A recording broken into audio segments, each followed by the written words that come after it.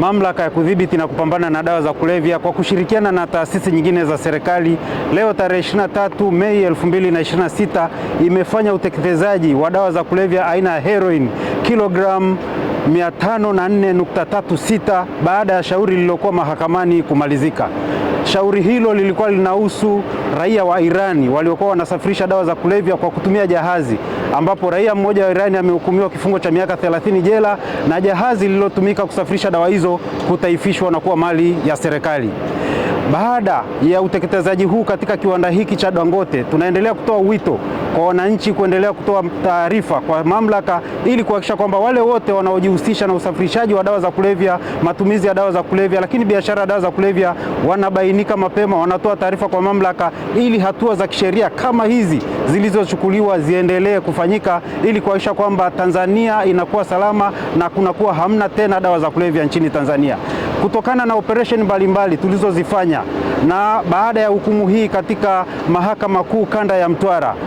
dawa za kulevya zimeadimika sana mitaani na kumekuwa na hitajio kubwa la waraibu waliokuwa wanatumia dawa za kulevya hususan heroin kuhitaji matibabu. Hivyo kutokana na uhitaji huo mkubwa katika kanda hii ya Mtwara, mamlaka inaahidi kwamba itajenga mati kliniki kwa ajili ya kutibu waraibu wanaokabiliwa na tatizo la matumizi ya dawa za kulevya, na watakuwa wanatibiwa bure kwenye hiyo kliniki itakayojengwa katika kanda hii ya Mtwara. Hali kadhalika tutahakikisha kwamba tunahamasisha ili kuwepo na sober house kutokana na uhitaji mkubwa wa wananchi ambao wanahitaji huduma ya sober house baada ya dawa hizo za kulevya kuadimika nchini na wengi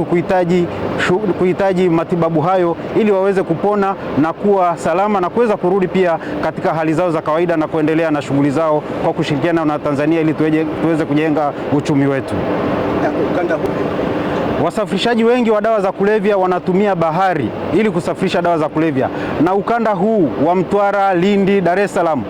Tanga umetumika sana katika usafirishaji wa dawa za kulevya kuingiza nchini Tanzania. Hivi sasa tumeimarisha doria, tumeimarisha intelijensia, lakini pia tumekuwa na vifaa vya kisasa kubaini mapema majahazi yanayoleta dawa za kulevya nchini Tanzania. Na ndio maana mmeona katika kipindi hiki yamekamatwa majahazi yanayoingiza dawa za kulevya nchini Tanzania, lakini pia dawa za kulevya hususan aina ya heroin zimepungua sana nchini, na ndio maana mahitajio makubwa ya matibabu yanahitajika. Ndio tumekubaliana sasa tutajenga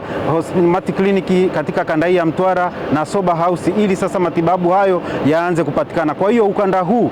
uliokuwa ni chanzo, ni uchochoro wa kuingiza dawa za kulevya nchini Tanzania sasa hivi si salama tena. Ndio maana tunatoa wito kwa wasafirishaji wa dawa za kulevya watafute shughuli nyingine ya kufanya, kwa sababu sasa hivi tutahakikisha tunawakamata wote, lakini pia hatua za kisheria zitaendelea kuchukuliwa kama mlivyoona hatua hii iliyochukuliwa ya kutaifisha jahazi, kuamuru dawa hizi ziteketezwe kwa mujibu wa sheria, lakini pia